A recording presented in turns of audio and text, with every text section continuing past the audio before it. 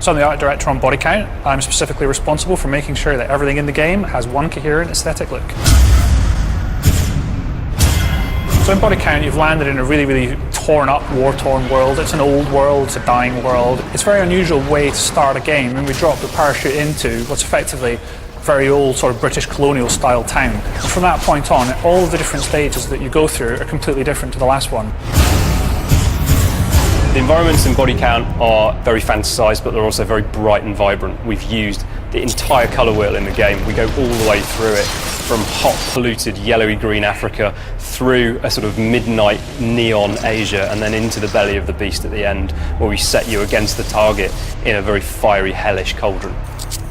I wanted the colour to sort of match the mood. So you begin the game in Africa with yellows, and as that begins to get a little more sinister and bloodthirsty and more torn apart, it becomes to get a little more toxic. And then after that, the pacing of the game moves on to more dark and sinister things. And it was important for me that all these locations that we went to and visited, they had a sort of natural feel to them, and there was a visual narrative to a lot of the stages. I wanted to tell stories. It was important for me to make the world seem believable. So you'll see where the compound's been overrun like Zulu, and people have smashed the bus through the door to get in, and this all goes towards explaining why a lot of the environments are abandoned and derelict. There's nothing left there other than war, so there's no moral ambiguity about killing absolutely everybody.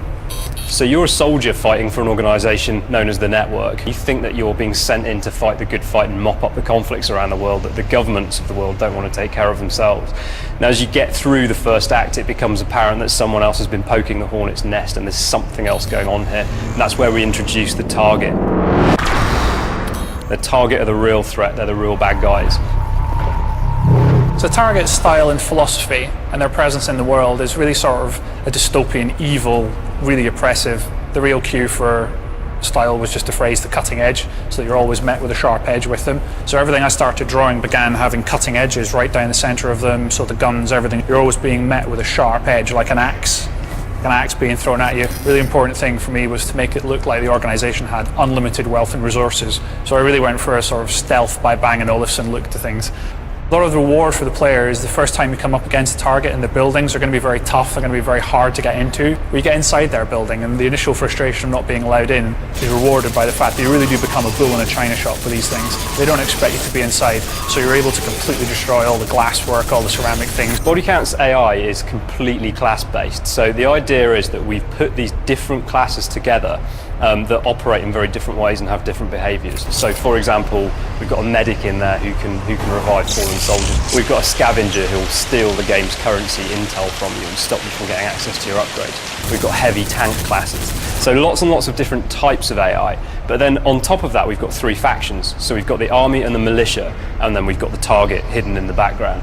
It was important for me that when we were making Bodycount that it had a handcrafted art look, and that extended to the characters as well.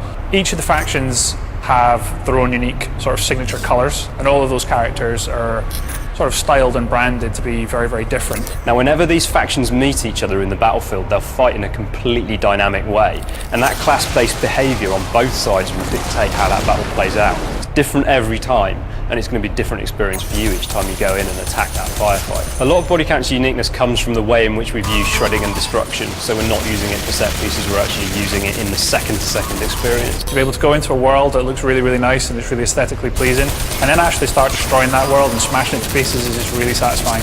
Even from a tiny handgun, you feel like you're really kicking the ass out of the world.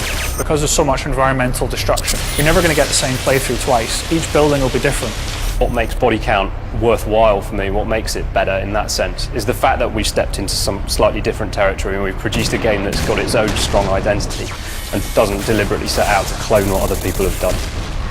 Bodycount's the best thing since sliced bread, before or after, assuming that you can actually destroy the sliced bread with a large heavy machine gun.